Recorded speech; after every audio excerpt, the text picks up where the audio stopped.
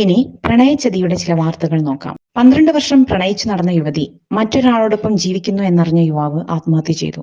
ഇടുക്കി സ്വദേശി സന്ദീപാണ് പ്രണയചതിയിൽ മനംനൊന്ത് ജീവനൊടുക്കിയത്. 3 മാസങ്ങൾക്ക് മുമ്പാണ് യുവതി ജോലിക്കെന്നും പറഞ്ഞ് ദുബായിലേക്ക് പോയത്. യുവതി അവിടെ മറ്റൊരു യുവാവുമായി ഒരുമിച്ച് ജീവിക്കുകയായിരുന്നു. ഇതറിഞ്ഞാണ് സന്ദീപ് ആത്മഹത്യ ചെയ്തത്.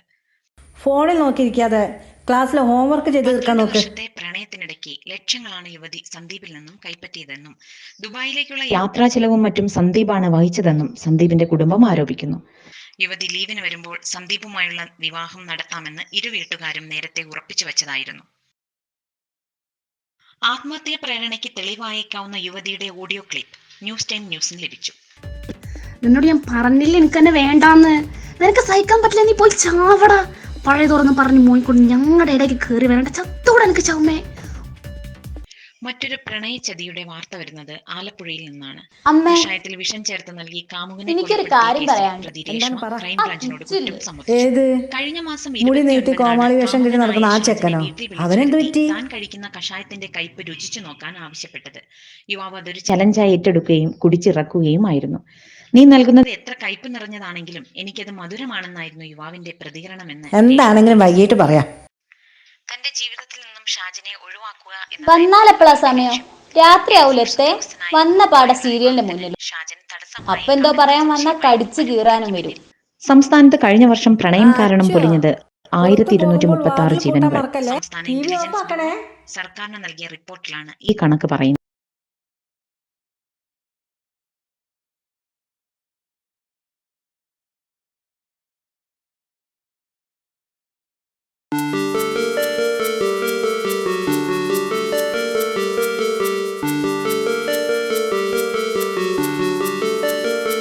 എത്ര കാലമായി ഞാൻ ചോദിക്കുന്നു, ഇനിയെങ്കിലും ഒന്ന് ആൻസർ പ്ലീസ്. അച്ഛോ,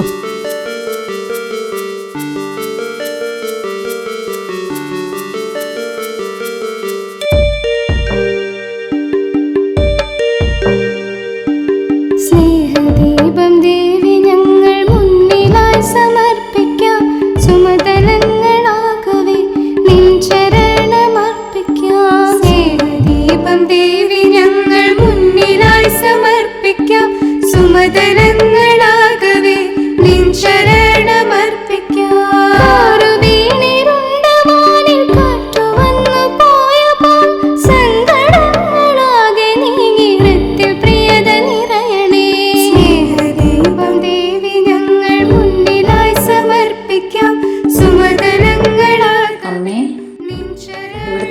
പരിപാടികൾ എന്തൊക്കെയാ?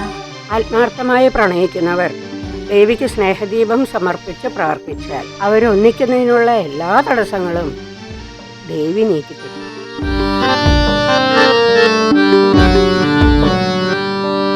പ്രേമമെന്ന വാക്കുകൊണ്ടു നിന്ന പാടെ മാറുവാൻ പാരിതിൽ പിറന്ന ദേവി കൈതൊഴുന്നു കാക്കണേ.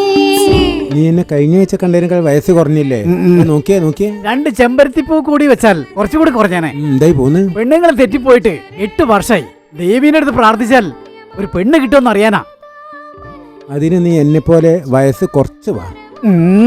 നോക്ക്, എന്നിട്ട് നോക്കാൻ പറ്റും. ആത്മാർത്ഥമായി പ്രണയിക്കുന്നവർ ചതിയിലും വഞ്ചനകളിലും ഒന്നും പെടാതെ ദേവി കാത്തു രക്ഷിക്കും. ചിലർക്ക് ചതി സ്വപ്നത്തിലൂടെ ദേവി കാണിച്ചു കൊടുക്കും. ചിലർക്ക് പ്രാർത്ഥിക്കുമ്പോൾ ചെവിയിൽ കേൾക്കാം ദേവിയുടെ ഉപദേശം.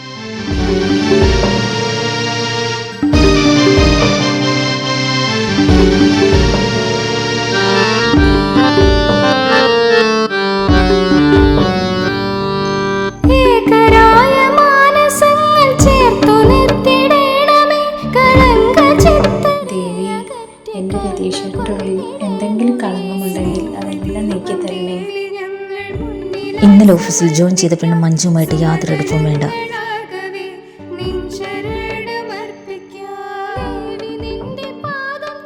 കണ്ണു തുറക്കണ്ട, ദേവിയുടെ മുന്നിൽ വെച്ച് സത്യം ചെയ്യും. എൻ്റെ മനസ്സിൽ സ്മൃതിയല്ലാതെ മറ്റാരും ഇനി ഉണ്ടാവില്ല. എൻ്റെ മനസ്സിൽ എൻ്റെ സ്മൃതിക്കുട്ടിയല്ലാതെ മറ്റാരും ഉണ്ടാവില്ല. ദേവിയാണേ സത്യം. സത്യം. വാ കേറ്, അന്റെ ഒരു ദേവി. നിക്കടാ ഒരു മിനിറ്റ്. യൂണിഫോം ഇട്ടോണ്ട് പോയാലേ CCTV കൊടുങ്ങും, പിന്നെ അത് സ്കൂളിലെത്തും. ബ്ലോക്ക് ചെയ്തു. വാട്സപ്പിലേ മഞ്ജുവിനെ. മാനസങ്ങൾ ചേർത്തു നിർത്തിടേണമേ. അമ്മേ, ഈ ദേവിയുടെ ഐതിഹ്യം എന്തെങ്കിലും ഉണ്ടോ? ഉണ്ട്. ഐതിഹ്യമല്ല, ജീവിതകഥ. സത്യസന്ധതയും ആത്മാർത്ഥതയുമാണ് മനുഷ്യനെ ദൈവമാക്കുന്നത്. ദൈവം സത്യമാണ്, സത്യം തന്നെയാണ് ദൈവം. ഒരു മനുഷ്യ സ്ത്രീയായി ജന്മമെടുത്ത് ദേവതയായി മാറിയ ഒരു ജീവിത കഥ ഈ പ്രണയദേവതയ്ക്കും പറയാനുണ്ട്.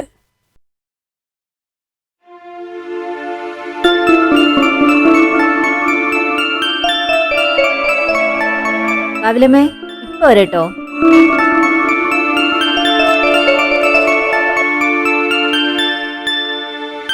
ശാരദാമോ? ഓ, വന്നോ മേഡം ശ്രീദേവി? ഓ, ഇന്നിപ്പോ എന്താണാവോ സ്പെഷ്യൽ? വിശാലക്ഷേമ സ്വന്തം മോൾക്ക് വേണ്ടി തയ്യാറാക്കിയ സ്പെഷ്യൽ എണ്ണ. ഇതാണ് ഈ സുന്ദരിയുടെ മുടിയഴകിന്റെ രഹസ്യം. ഇത് തന്നെയല്ലേ നീയും തേക്കണത്? അല്ല ദേവി, നിന്റെ മുടി കഴിഞ്ഞ ആഴ്ച കണ്ടതിലും കുറഞ്ഞു പോയോ? അമ്മേ, സർക്കാർ ജോലി കിട്ടാനാ പണി. കിട്ടിക്കഴിഞ്ഞാൽ ഒരു പണി എടുക്കണ്ടെന്നൊക്കെ വെറുതെ പറയാ. ഓഫീസിൽ നിന്ന് ലോഡ് ഫയലുമായിട്ട് മിക്ക ദിവസം ഞാൻ മാമാടയിൽ പോകുന്നത്. ഒന്ന് ഉറങ്ങാൻ പോലും കഴിയുന്നില്ല. ഉറക്കം പോയാൽ പിന്നെ എന്ത് എണ്ണ തേച്ചിട്ടും കാര്യമില്ല, മുടി കൊഴിയ തന്നെ ചെയ്യും. അതൊക്കെ പോട്ടെ, മാമാടത്തെ പുതിയ വിശേഷങ്ങൾ എന്തൊക്കെയാ? ഒരാഴ്ച കൊണ്ട് പ്രത്യേകിച്ച് ശേഷമൊന്നും ഉണ്ടായിട്ടില്ല. ആ പിന്നെ കിഴക്കുംപാടം വടക്കേക്കര റോഡ് ക്ലോസ് ചെയ്തു. അതുകൊണ്ട് ഇപ്പോൾ യാത്ര കുറച്ച് ദുഷ്കര. തേക്കുംകണ്ടം എസ്റ്റേറ്റിലൂടെ കുത്തനെയുള്ള കല്ലുമൂട്ട ഇടവഴിയിലൂടെ വേണം മാമാടേക്ക് പോവാൻ. ഞാനേ ഒന്ന് കുളിക്കട്ടെ. എനിക്കെൻ്റെ കാവിലമ്മയോട് വിളക്ക് വെച്ച് കുറച്ച് കുശലം പറയാനുണ്ട്. അത് കഴിഞ്ഞിട്ട് ബാക്കി വിശേഷം.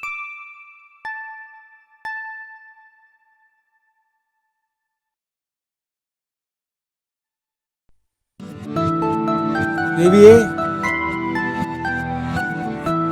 അവള് കുളിക്കുക. യശോദേ, നീ അവളോട് പറഞ്ഞോ എന്ത്? നാളെ ചാത്തുണ്ണ ബ്രോക്കർ പയ്യനെ കൊണ്ടുവരുന്ന കാര്യം? ആ, നാളെയാണോ? ഭാസ്കരേട്ടാ, നിങ്ങൾ തന്നെ പറഞ്ഞ് സമ്മതിപ്പിക്കുക. ഇനി അവളെ അങ്ങനെ വിട്ടാൽ പറ്റില്ല. ഇത് നല്ലൊരു ആലോചനയാണ്. ഇത്രയും കാലം അവൾ പിടിതരാതിരുന്നത് ഇതിനു വേണ്ടിയിട്ടായിരിക്കും.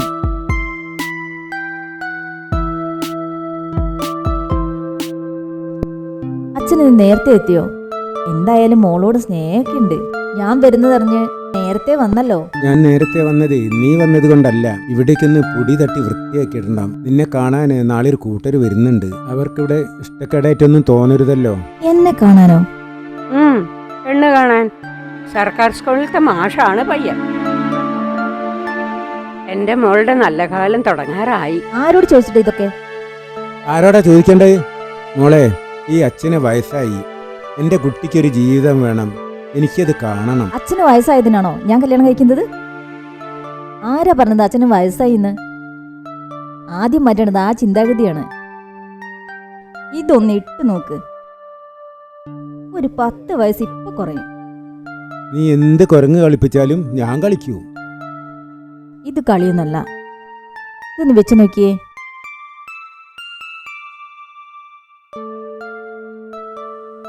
മിസ്റ്റർ ഭാസ്കർ, ഇനിയും ആയിട്ടുണ്ട്. പക്ഷേ ഒക്കെ കൂടി ഇപ്പൊ വേണ്ട. എന്ത് വേഷം വേണമെങ്കിലും കെട്ടാം. എൻ്റെ കുട്ടി നാളെ വരുന്ന ആൾ ഇഷ്ടപ്പെട്ട കല്യാണത്തിന് സമ്മതിക്കണം. എന്റെ മോള് സമ്മതിക്കും.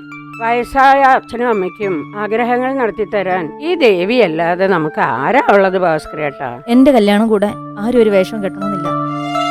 ഞാൻ നാളെ അവരോട് വന്നോളാൻ പറഞ്ഞു. അവർ വന്ന് കാണട്ടെ. നിനക്ക് ഇഷ്ടമായില്ലെങ്കിൽ വേണ്ട. ഇഷ്ടായില്ലെന്ന് പറഞ്ഞല്ലോ, പിന്നെന്താ? നമ്മളെ കുട്ടിയല്ലേ, അവൾക്ക് നമ്മളെ മനസ്സിലാവും. അവൾ കുറച്ച് സമയം ഒറ്റയ്ക്ക് ഇരിക്കട്ടെ. മനസ്സിലാവുമെങ്കിൽ എന്നെ മനസ്സിലാകുമായിരുന്നു. ഇത് അഹങ്കാര. നീ എങ്ങോട്ടാ? ആഴ്ചയിൽ ഒരു ദിവസം ഞാൻ അങ്ങോട്ട് വരുന്നത്. ഇവിടെ സൗകര്യം, പിന്നെ ഞാൻ അവിടെ നിൽക്കണോ? നിൽക്കുമോളെ, പറയട്ടെ. നിനക്ക് ആവശ്യമുള്ള കാര്യമാണ് ഞങ്ങൾ പറയുന്നത്. ഒരു കാലത്ത് നിനക്കത് മനസ്സിലാവൂ. നീ പോ. നിന്റെ വാശിയും വൈരാഗ്യം തീരുന്ന സമയത്ത് ഇങ്ങോട്ട് വാ. എൻ്റെ വായിക്കരിയിടാ.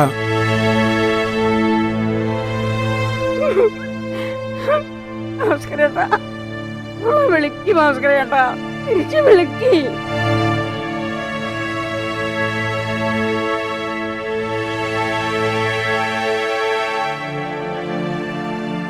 എന്റെ എല്ലാ കാര്യങ്ങളും അമ്മയ്ക്ക് അറിയുന്നതല്ലേ? എന്താണമ്മ ഇവർക്കെന്നെ മനസ്സിലാവാത്തത്?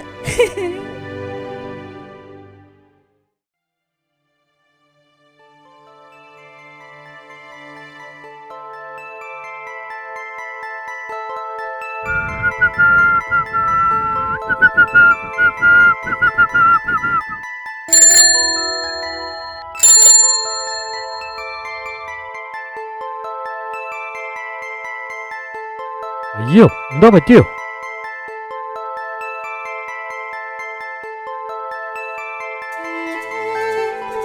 ഇതിനപ്പോ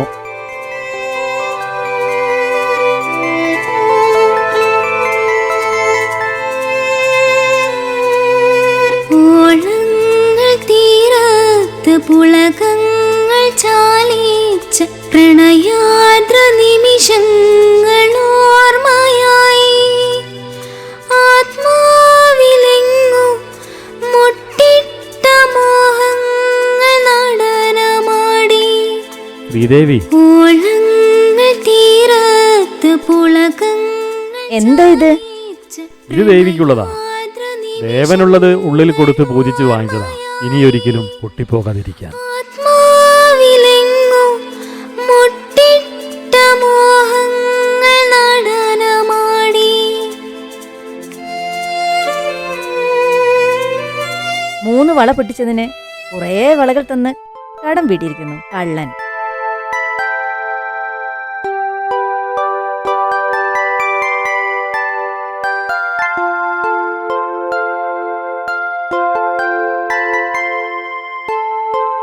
പ്രിയപ്പെട്ട ശ്രീദേവി, വേദനിപ്പിച്ചുകൊണ്ടാണ് ഞാൻ നിന്റെ ജീവിതത്തിലേക്ക് കടന്നു വന്നത്. ആ വേദനയെ മധുരമുള്ളൊരു നൊമ്പരം മാത്രമാക്കി ഞാൻ മാറ്റും. എന്റെ ഹൃദയത്തിലെ സ്നേഹം കൊണ്ട് നീ അനുവദിച്ചാൽ എന്ന് സ്വന്തം പ്രസാദ്. ആ നീലരാവിൽ തഴുകുന്ന കാറ്റിൽ പതിവായി ഞാൻ കണ്ട സ്വപ്നങ്ങളിൽ പൂത്താലി ചാത്താൻ കൈ ചേർത്തു വെക്കാൻ നീ എന്റെ ചാരത്ത് വന്നതല്ലേ.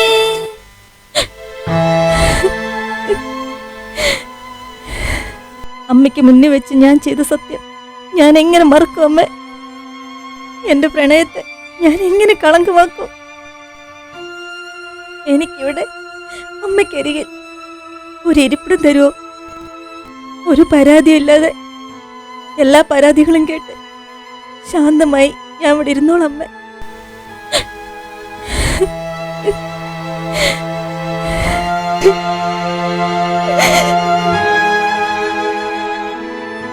ഞാനതിന് വേറെ ഒരു മനുഷ്യ സ്ത്രീയല്ലേ, അമ്മ ദേവതയാണല്ലോ.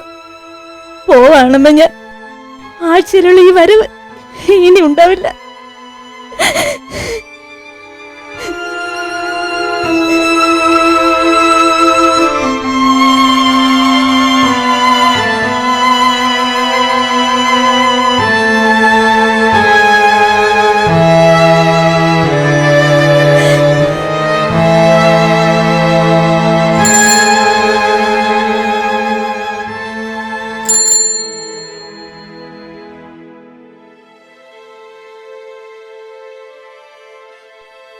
അല്ല, പച്ചക്കാവിൽ ഉത്സവത്തിന് പോകുന്നില്ലേ? ഇല്ല, ഞാനില്ല. എനിക്ക് കുറച്ച് കാര്യങ്ങൾ പറയാനുണ്ട്. എല്ലാം ഇതിലുണ്ട്.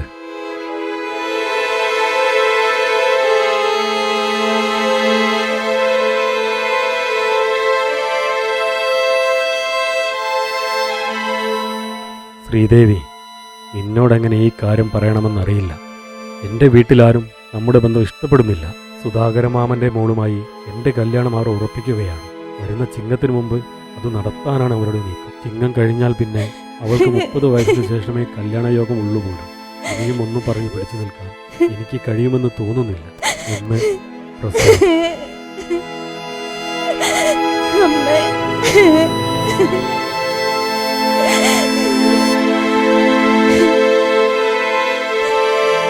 പ്രസാദേട്ടാ, എൻ്റെ ജീവിതം തീരുമാനിക്കുന്നത് അമ്മയാണ്. ഞങ്ങളുടെ കാവിലമ്മ.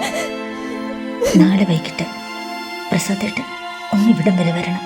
കാവിലമ്മയുടെ മുന്നിൽ വെച്ച് എനിക്ക് ഏട്ടനോട് സംസാരിക്കണം. വരാതിരിക്കരുത്. സ്വന്തം ദേവി.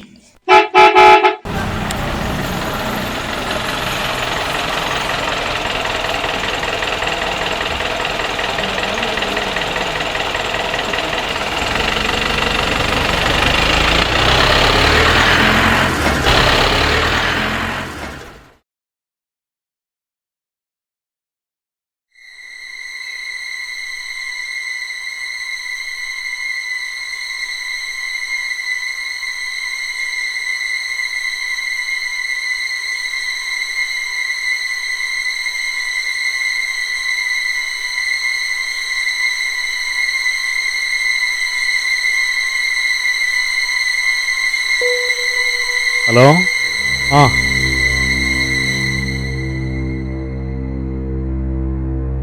ആ ആയിക്കോട്ടെ ആയിക്കോട്ടെ. ഈ ഫോണ് കട്ട് ചെയ്യ്. ഞാൻ എത്തി.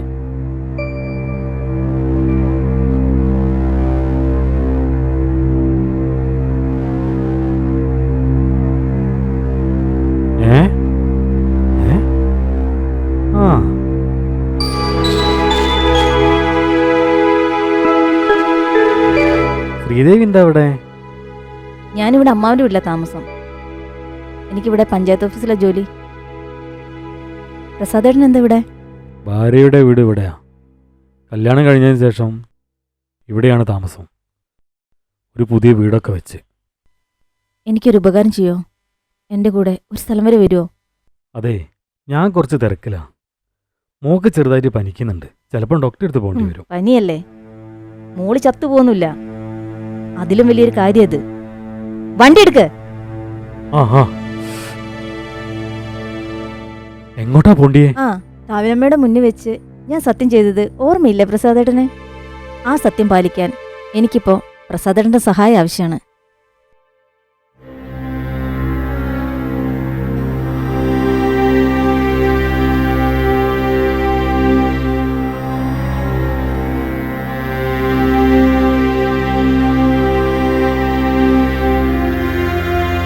പ്രസാദേട്ടാ, എന്നെ വിട്ടുപോകാൻ തന്നെയാണോ തീരുമാനം? രണ്ടുപേർക്കും നല്ലത് അതാണ്. പ്രസാദേട്ടാ, എന്റെ എല്ലാ കാര്യങ്ങളും നോക്കുന്നത് ഈ കാവിലമ്മയാണ്. ഈ അമ്മയുടെ മുന്നിൽ വെച്ച് ഞാൻ സത്യം ചെയ്യുന്നു, ഇനി എന്റെ ജീവിതത്തിൽ ഒരാണും ഉണ്ടാവില്ല. സത്യം സത്യം സത്യം. ദേവി, എന്താ ഇതൊക്കെ? നമുക്ക് രണ്ടുപേർക്കും നല്ലത് ഇപ്പോൾ പിരിയുന്നതാണ്. കുറച്ചു കാലം കഴിയുമ്പോൾ സങ്കടമെല്ലാം മാറും. ദേവിക്ക് എന്നേക്കാൾ നല്ലൊരാളെ ഈ കാവിലമ്മ കൊണ്ടുതരും. നിങ്ങൾക്ക് എന്നെ വേണ്ടെങ്കിൽ പോയിക്കോളൂ. ഞാൻ പറയാനുള്ളത് പറഞ്ഞു കഴിഞ്ഞു. എന്താ മോളെ അവിടെ? ഒന്നുമില്ല അമ്മേ.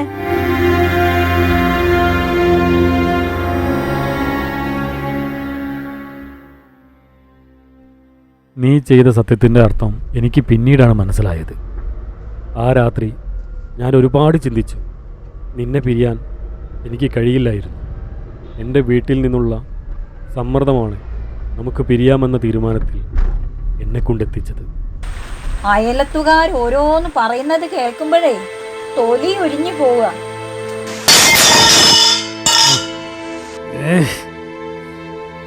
കൊല്ലക്കുടിയിലെ പെണ്ണിനെയും കൊണ്ടുവന്നേ ഇവിടെ വാഴിക്കാം എന്നാരും കരുതണ്ട.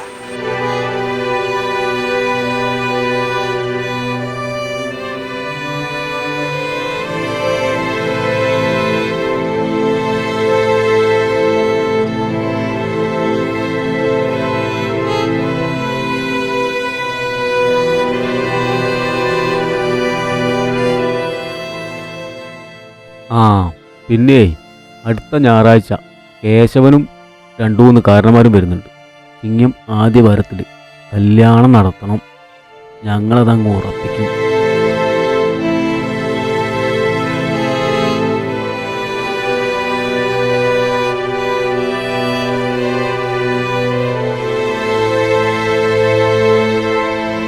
ആ മൂദേവീന്റെ വശീകരണത്തിൽപ്പെട്ട് കൊഞ്ചിക്കൊഞ്ഞ് നടക്കാൻ പോകാവും ആ സ്വത്ത്. കുടുംബത്തിന് ചീത്തപ്പേരുണ്ടാക്കിയാൽ ഉണ്ണി ഉത്തരത്തിൽ തൂങ്ങിയായിരുന്നു എന്റെ ശാപം നീ കാണേണ്ടി വരും, പറഞ്ഞേക്കാം.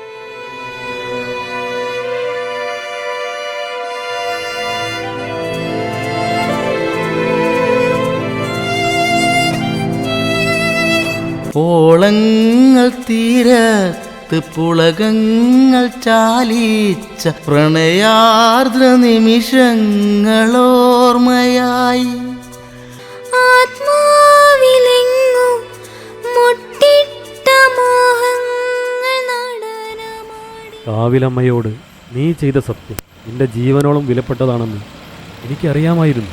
ഞാൻ വീട് വിട്ടിറങ്ങാൻ തീരുമാനിച്ചു.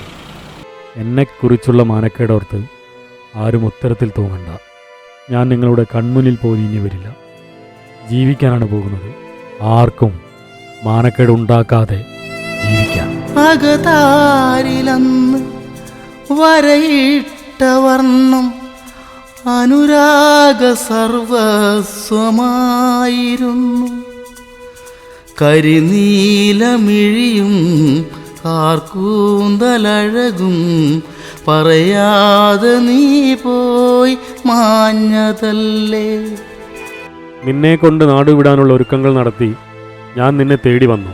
എന്നാൽ നിന്റെ അച്ഛൻ ജോലി ചെയ്യുന്ന ചിട്ടിക്കമ്പനി മുതലാളി നാട്ടുകാരുടെ പണവുമായി കടന്നുകളഞ്ഞതിനാൽ നിങ്ങൾക്കും അന്ന് നാടുപേക്ഷിച്ചു പോകേണ്ടി വന്ന സമയമായിരുന്നു അത്.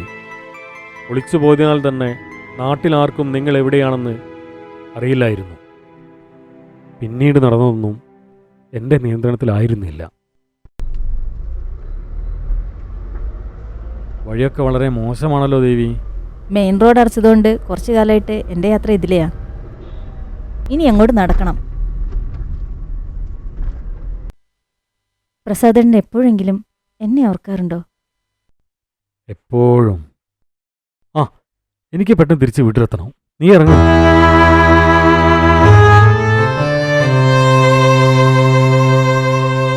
മോൾക്കേ ഞാനെന്ന് പറഞ്ഞ ജീവന. ഞാൻ അവിടെ എത്തി പുറത്തിരുത്തി കുറച്ചു നേരം ആന കളിപ്പിച്ചാൽ മതി. ചിലപ്പോൾ ആളോടെ പനിയെല്ലാം പമ്പ കടക്കും.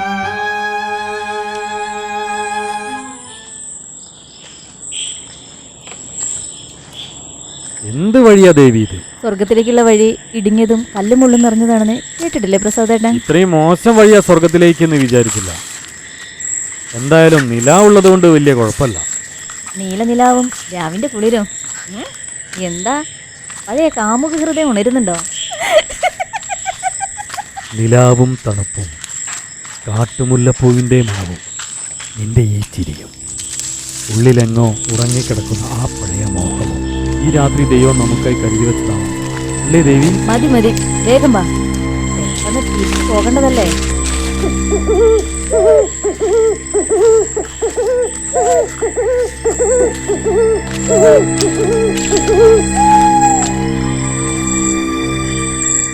എങ്ങോട്ടാ ദേവി നമ്മളീ പോകുന്നത്? കാണാൻ പോകുന്ന പൂരം പറഞ്ഞറിയിക്കണോ പ്രസാദേട്ടാ? ഇതാണോ ദേവി മാമന്റെ വീട്? വാ പ്രസാദേട്ടാ.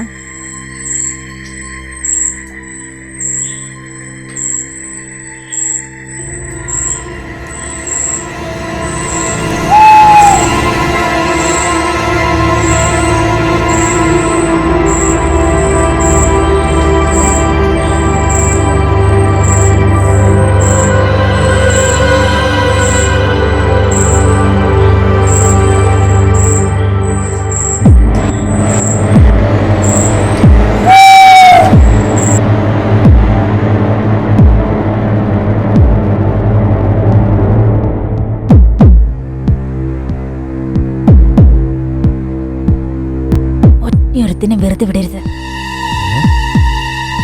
ചെല്ല്.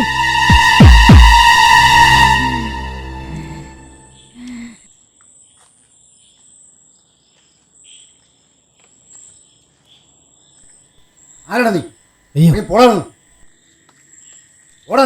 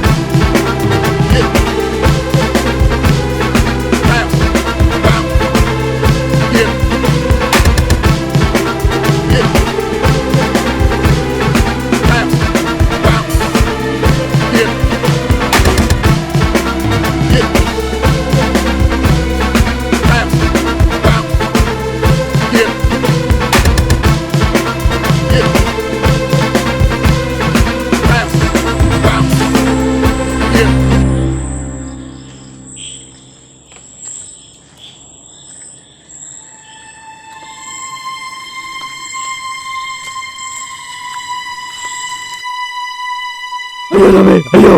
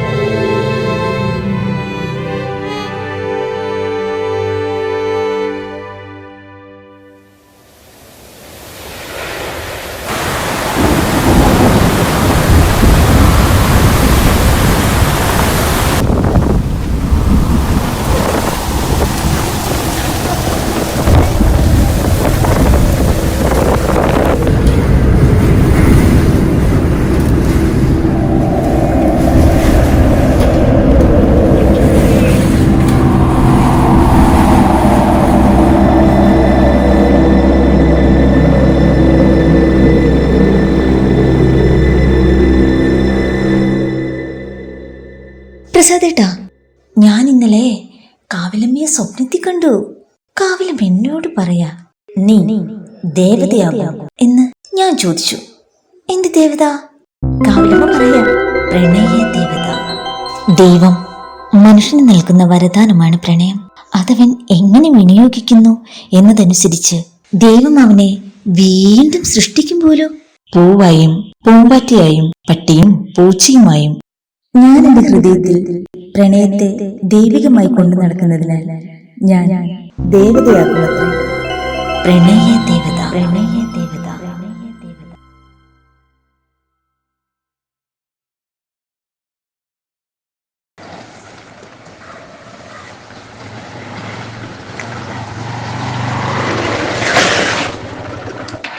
ഇന്നാലെ ആ ബിൽഡിങ്ങിന്റെ ഉള്ളിൽ കൂടെ അപ്പുറത്തേക്ക് പോയിക്കോ.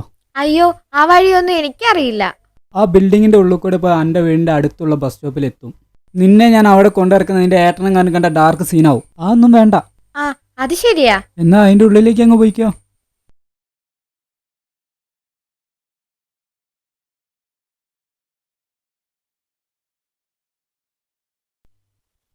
ഇത് നല്ലൊരു സംഖ്യക്കുള്ള മരുന്നുണ്ട്, കൊണ്ടുപോയി പൊട്ടിക്ക്. ഇത് ഞാനേറ്റ്.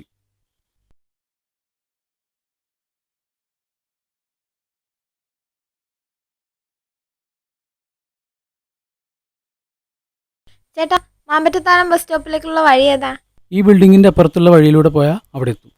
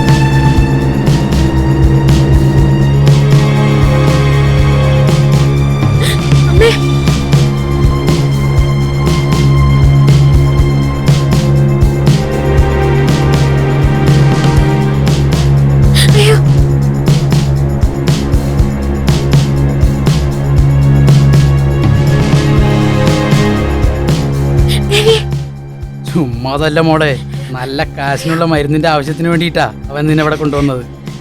കരഞ്ഞിട്ട് ഒച്ചൊച്ചിട്ടൊന്നും ഒരു കാര്യമില്ല. ഇവിടെ ആരും കേൾക്കാനില്ല.